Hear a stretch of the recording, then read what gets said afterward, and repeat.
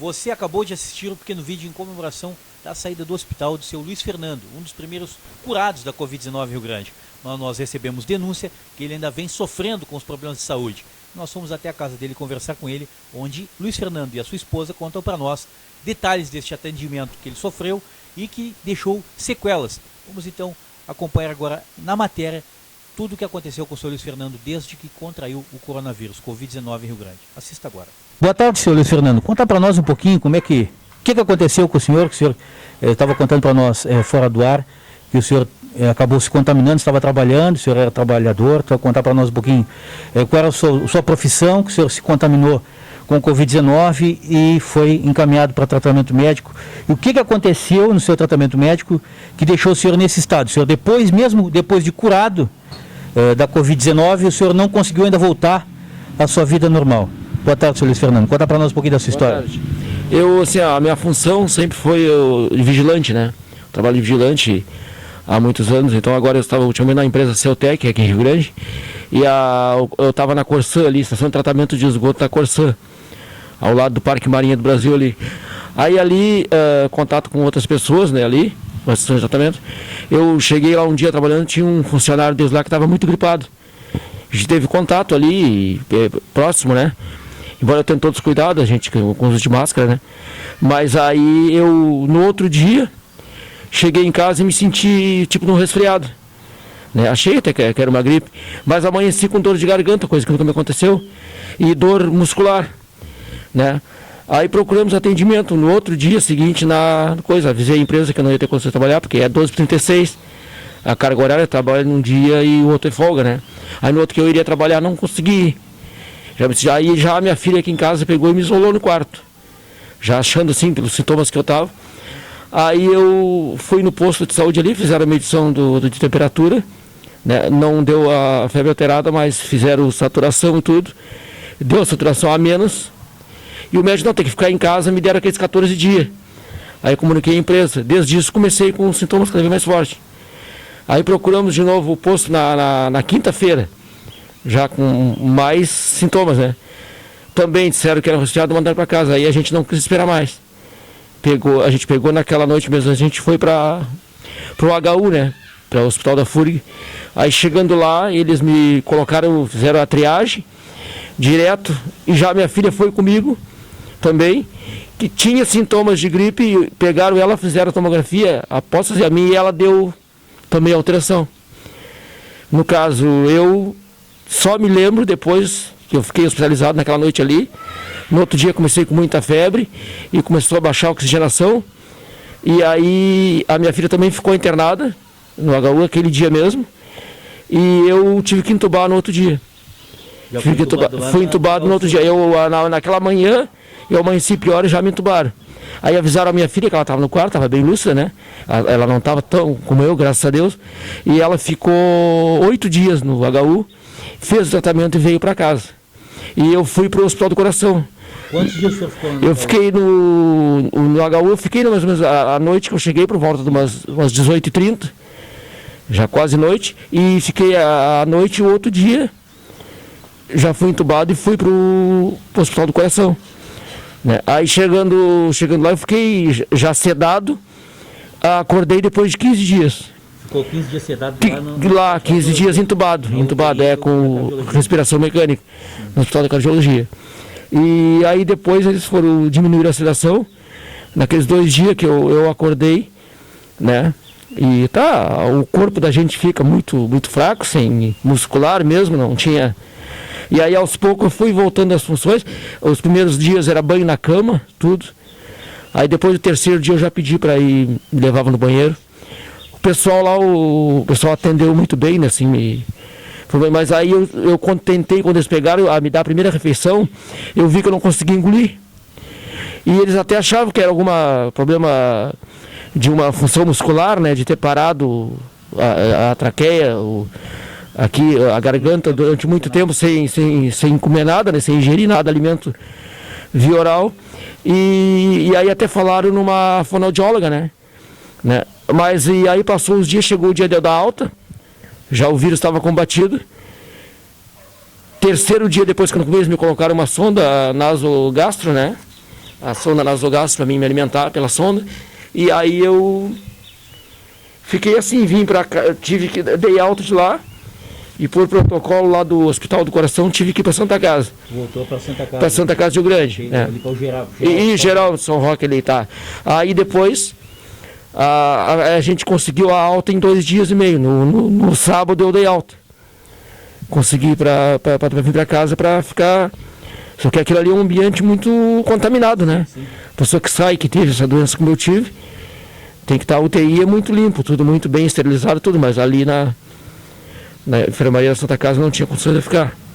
E aí fiquei, já vai para 2 meses, estou com esse problema. E ali na própria Santa Casa mesmo, no Hospital Geral, você ainda notava que estava... Não, eu já fui com alimentação... Já fui com alimentação por sonda. Por sonda para ali já, na noite me deram. E aí fiquei nesse impasse aí, né? A gente chegou em casa, aí a gente foi recebido na Santa Casa, eles falaram que não tinha fonoaudióloga lá para me auxiliar. Foi no quarto, no outro dia, uma fisioterapeuta, mas aí eu fisicamente, assim, não recuperado, mas me sentia bem, a respiração estava boa, né? E ela disse, não, que é só continuar, me movimentar, caminhando aqui na frente, na minha rua, que é o caminho, né? E foi assim, agora é aquela sensação ruim, porque com essa sonda, chega as horas de almoço, tudo dizendo não poder tomar um café, não poder comer um almoço, né, uma janta, sendo que eu tinha essas funções tudo normal, né? Sim, você levava uma vida normal. Normal, e é muito difícil não poder tomar água, né, também. A gente coloca, né, claro, a água de coco, né, pela sonda, coloca água normal, água filtrada, mas um suco de laranja às vezes, mas nunca é como uma alimentação... Sim, né, senhor Luiz Fernando, e toda a sua alimentação agora é via sonda, é pela sonda. O senhor não sente mais o gosto das coisas? Não, eu não consigo engolir. Eu tenho paladar, tem tudo, mas não consigo engolir. Não vai pela boca, tem que ser pela sonda. Pela sonda. Se eu vou enxaguar a boca assim, pega um pouquinho que passa da garganta, eu já me afogo e tenho que expelir. E a orientação é eu não engolir para não ter o risco de aspirar para o pulmão, né? Não tem o risco de cair para o pulmão. Isso é o risco de não no pulmão. E foi feito algum procedimento lá no hospital quando eles notaram que estavam com essa dificuldade de engolir? Não, o único procedimento que foi feito foi me colocar a sonda, para mim ter uma maneira de eu me alimentar, né? Sim. Pela sonda, mas não investigaram nada a esse respeito. Só foi comentado a respeito da fonoaudióloga, que quando eu fui para Santa Casa, que teria que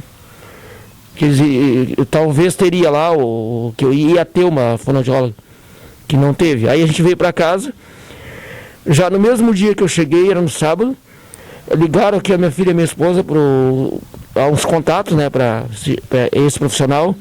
Aí conseguiram a fonoaudióloga, a Maria Manuela, que veio e me auxiliou, a gente pagando particular, né, nosso bolso, né. Eu fiz, eu acho que umas 10 terapias com ela, né, ou mais. E aí agora a gente parou por essa semana, porque a gente está investigando com os exames, né, para ver o que... E aí foi também indicado pela fonoaudióloga para ver se não tinha problema neurológico. A gente marcou um neuro, a gente foi no médico, aí ele fez a avaliação dele, disse, não, problema neurológico tu não tem. Aí faz uma endoscopia para ver do esôfago. A gente fez com a clínica do Dr. Salomão, a gente fez a endoscopia digestiva. Ele viu na endoscopia que tinha uma fístula no esôfago, mas não viu o tamanho e indicou que a gente fosse no cirurgião. Aí indicou o Dr. Miguel Ângelo Júnior. A gente foi na clínica, marcamos a consulta, ele atendeu, fez todas as perguntas para mim, como é que tinha sido a internação, tudo, o tempo que eu tive de intubação, e pediu uma endoscopia pulmonar. Mas isso tudo já particular, a gente pagando, né? A família, a gente pagando, eu pagando do meu bolso, com a minha filha e minha esposa aqui me auxiliando, né? E aí a gente fez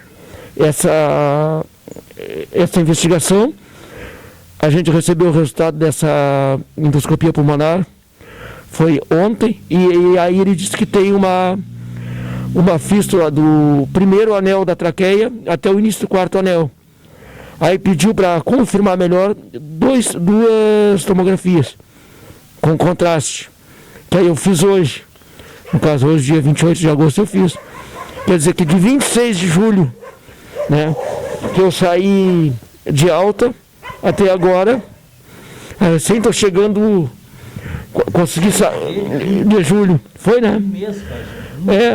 E agora eu estou chegando para descobrir o que é, sem conseguir comer, só alimentado por essa dieta concentrada da sonda. Para o pessoal que está nos acompanhando entender, né, quando eles se referem a uma fístula, é um buraco que tem na... Isso, é um rompimento que tem, e está rompido, entre o esôfago e eu acho que na mesma direção e a traqueia.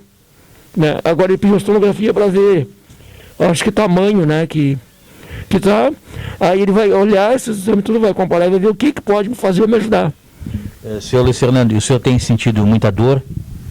A dor, um pouco de pressão na garganta por causa da sonda que passa aqui, e às vezes me dói sim, porque eu acho que a parte que está rompida força um pouco, né, e no caso fica um incômodo muito grande. Eu durmo, me acordo cedo, me acordo por volta de 4 horas da manhã, 4h30 eu me acordo, aí eu tenho que tossir para limpar a garganta, vou me levantando umas quantas vezes, vou no banheiro e volto pro quarto, fica aquela, aí já tenho que me levantar, porque aí começa a hora da dieta, né? Sim. Que é 3h30 cada intervalo. E se eu começar a engolir a saliva, eu começo a ficar com chiado. Sim, não pode engolir nem a mesma saliva. Não, nem a mesma saliva, não. Não, ela dá refluxo, dá retorno. E essa dieta também, eu tenho que controlar, não posso, tenho que ficar o tempo sentado depois que eu faço, senão me dá o refluxo. Vem a acidez do estômago e me sobe para... sai até pelo nariz. Sim, até para o pessoal entender, esse problema que o senhor está tendo com a alimentação, que o senhor não pode engolir, isso não tem nada a ver com o coronavírus. Isso foi uma decorrência do atendimento, que a pessoa entender, né? Porque senão o pessoal vai achar que, ele pegou coronavírus e ficou. Não, isso não tem nada a ver com coronavírus. E o senhor não tem, é uma sequela que teve do atendimento médico. E o senhor está procurando atendimento particular agora, porque não teve um atendimento especializado lá no hospital. Não tive, o hospital não deu recurso nenhum, descobriu de fazer o diagnóstico e me largar de lá sem o problema. Simplesmente quando o senhor curou do coronavírus, eles mandaram embora o senhor para casa sem querer procurar o porquê que o senhor estava sem poder engolir, sem poder se alimentar. Exatamente, aí saí com a sonda e não... Uma pessoa normal não vai passar a vida, né, usando uma sonda, não tem como não. Infelizmente existe esse... Senta que a gente... Agora senta aqui, agora eu vou conversar contigo. Dona Elisângela, a senhora poderia contar para nós mais alguns detalhes que possa, para complementar o que aconteceu com o senhor Luiz Fernando, com o seu esposo, a senhora que acompanhou desde o início, tem acompanhado ele nessa luta e tem acompanhado também agora na busca por um entendimento, por uma cura, por um tratamento para resolver esse problema que ele não tinha e que não tem nada a ver com o coronavírus. A senhora contar para nós, a senhora que acompanhou bem de perto, acompanha o dia a dia dele, tem sofrido, tem passado esse sofrimento junto com o seu esposo, contar para nós que estamos acompanhando quais são os procedimentos agora, o que foi descoberto e o que o hospital auxiliou vocês ou não auxiliou, até porque o pessoal entender, né, dona Elisângela? Boa tarde. Assim, quando ele foi da alta da UTI, eles me ligaram dizendo que iam mandar ele para Santa Casa Geral. E eu entrei com um pedido no Ministério Público para que ele fosse para a FURG. Por quê? Porque eles disseram que ele não engolia nada. Que ele falava, mas não engolia. Então na FURG tem gastro, tem toda uma estrutura para a gente descobrir o que aconteceu.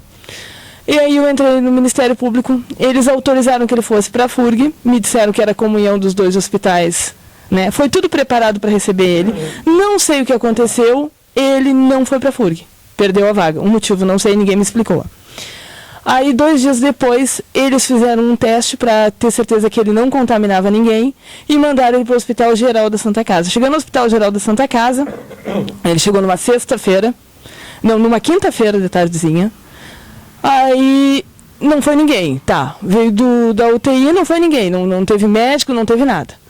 Na sexta-feira, o doutor André, que foi como clínico, chegou lá, mas não sabia nada do que tinha acontecido com ele.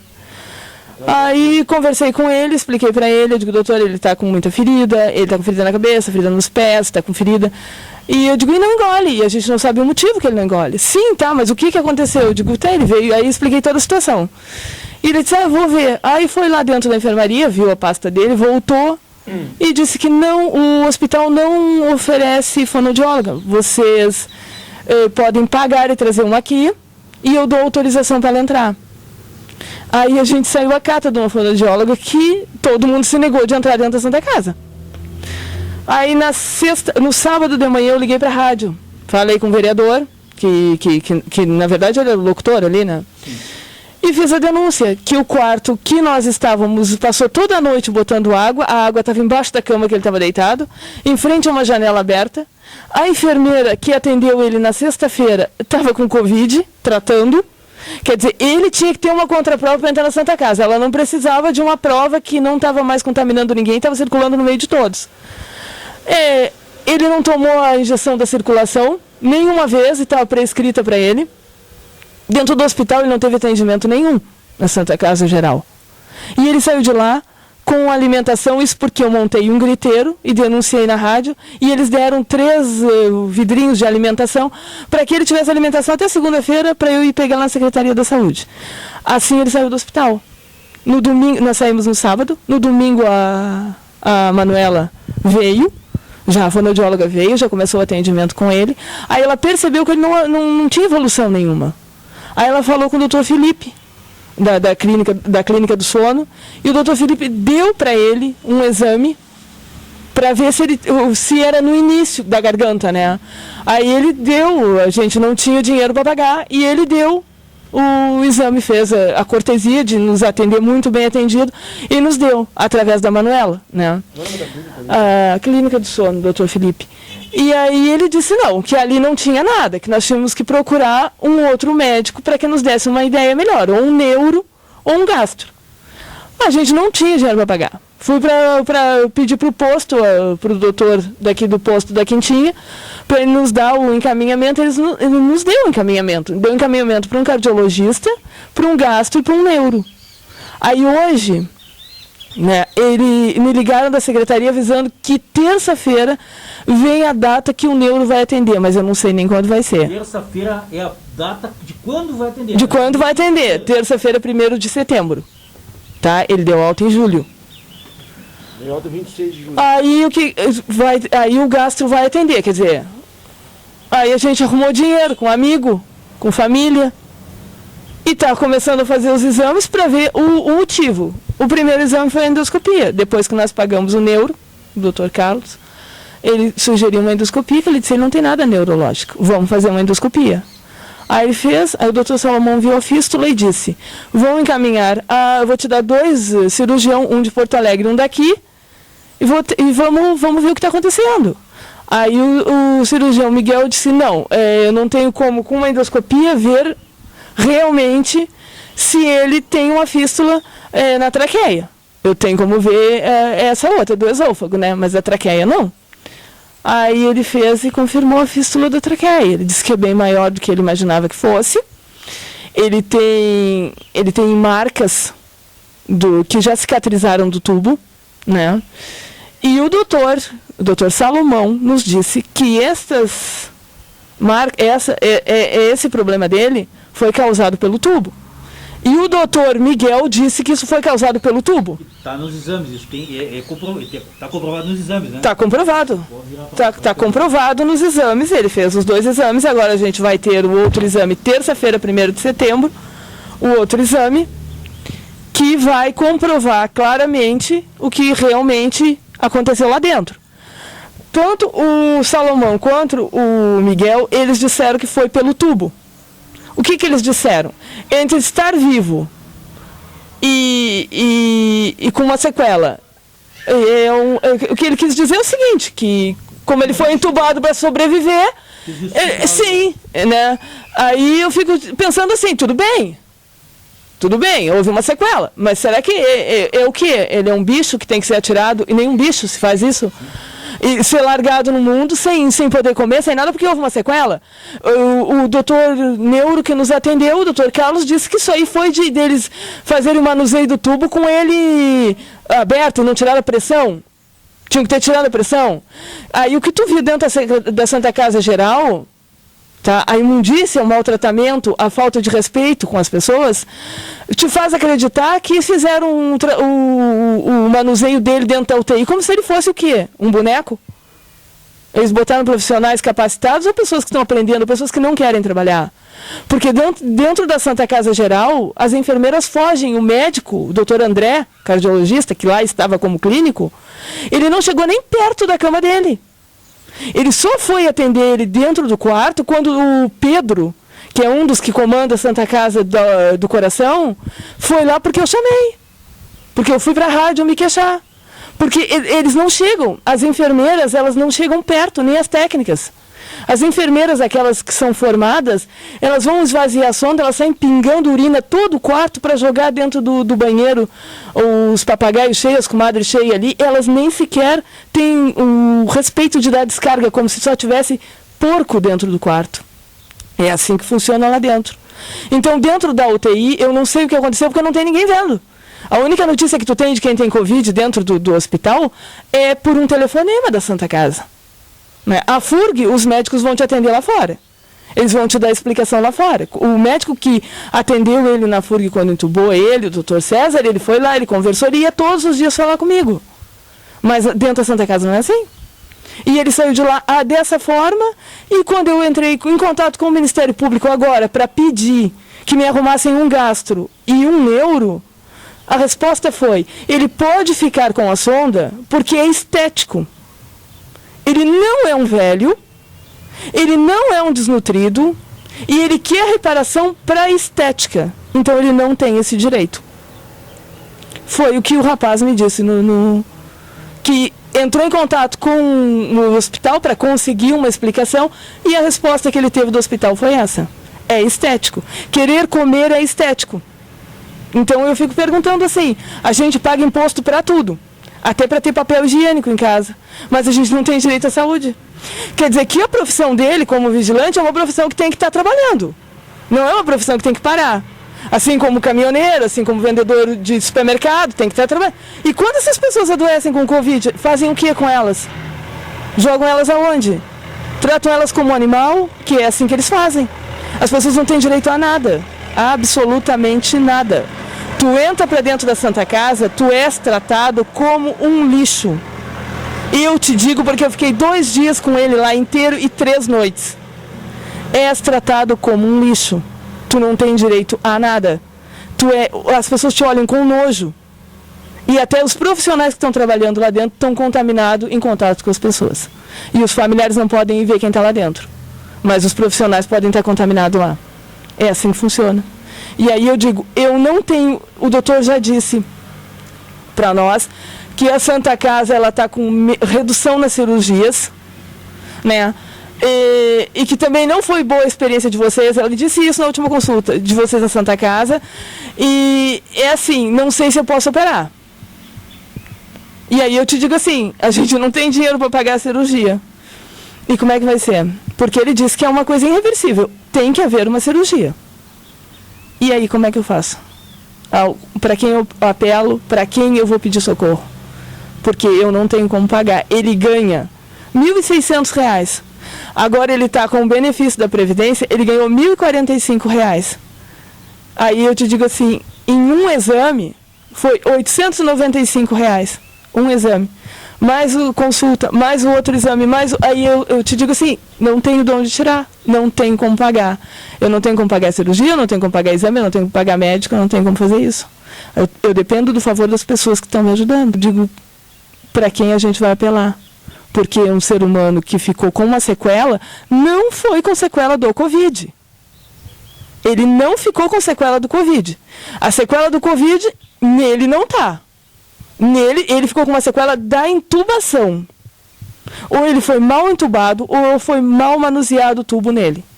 Né? E então, a sequela não é do Covid. Que isso fique claro. Fosse do Covid, tudo bem. Foi o Covid, mas não foi. Assim, né, dona Elisângela, como a senhora estava falando, que foi dito que é estético. Na realidade, não é estético. Na realidade, é para ele voltar a ter a vida que ele tinha. Voltar a ter uma vida normal, voltar a se alimentar, voltar a poder sentar na mesa junto com os filhos, poder ter um almoço de domingo junto com a família. Sim, é para ele comer. É para ele não engole nem a saliva. Ele passa o tempo todo cuspindo. Ele não consegue engolir a saliva. Ele, à noite, ele se sufoca com a saliva e ele acorda naquela ânsia, naquela tosse, é somente para ele comer, não tem nada de estético. Não. O estético, então, se colocaria uma sonda na barriga? Né? Se fosse um estético, tiraria do nariz e botaria na barriga? Não, ele só precisa, novamente, voltar a comer, porque ele não consegue nem engolir a saliva, ele passa afogado, o tempo todo cuspindo com uma lata, o tempo inteiro. Não consegue fazer nada que não seja cuspir. Não vai nada, entende? Nada. Porque ele não tem uma fistulazinha, ele tem um rasgo, do primeiro ao quarto elo. Então aí tu tem uma ideia do tamanho do buraco que fizeram. Foi tão grande que furou o outro cano. O doutor disse que são 2 caninhos, né? Que é um em cima e um embaixo. Então o caninho que eles furaram, a traqueia dele, foi tão grande que furou o outro. Por aí tu tira uma ideia de como deve ter sido feita a situação. Então, eu te digo assim, não é estético.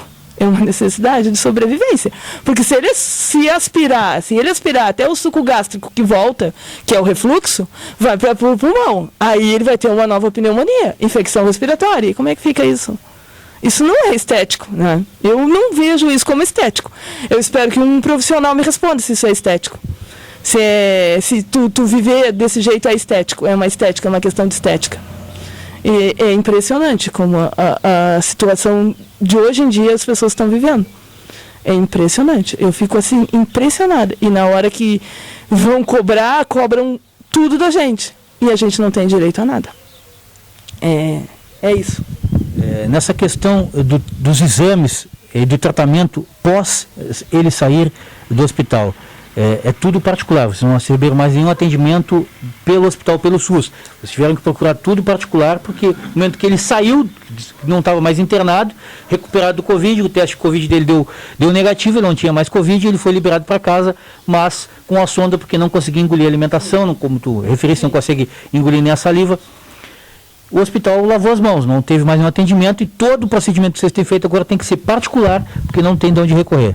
Sim. Sim, a explicação da Secretaria da Saúde de Rio Grande é que o HU é o que tem os profissionais, a maioria dos profissionais, e o laboratório do HU não está funcionando, onde eles atendem. E agora me marcaram o neuro. Depois, para o dia 1º de setembro, eles vão entregar o dia que o neuro vai atender, né, que aí é na Santa Casa. Não, um cardiologista, nem o gastro, nada. Não tivemos mais nenhum atendimento. A única coisa que a gente pagou um neuro particular. Para não esperar, a gente pagou um neuro, R$110 a consulta, conseguimos com desconto para ir. Sim, porque a única coisa que a gente está recebendo é a alimentação da sonda. Nem os equipos a gente está recebendo. A gente ganhou. A gente recebeu de um senhor que nos deu, que ele não está usando mais. A gente não... O exame que não foi feito por via de pagamento, ele foi feito pelo Dr. Felipe, que a Manuela Pena nos arrumou. Foi só isso. O médico deu do consultório dele, não é? Deu. Não, ele deu. A Manuela é a fonoaudióloga. Ela falou com o Dr. Felipe, Luiz Felipe, e ele deu o exame. Ele nos atendeu no consultório dele, onde ele atende, ali na Clínica do Sono, e foi doado. Ele fez essa gentileza com nós, ele nos deu. Foi a única coisa, o resto tudo foi pago, para que a gente possa saber, porque quantos meses mais. Aí o doutor diz, se ele não voltar a comer, ele vai perder a capacidade de engolir, né? E essa sonda, o doutor Miguel, o cirurgião, disse, essa sonda, ela só prejudica ele, porque quanto mais tempo ele ficar com a sonda, menos chances ele tem de voltar a engolir. Então eu fico assim, até quando vai isso? Né? Até quando? Eu pergunto porque eu não acredito que não haja uma solução. Eu não acredito que dentro dessa situação toda, sendo ele que trabalhou a vida inteira trabalhou. 89 quilos, saí de lá com 68 quilos.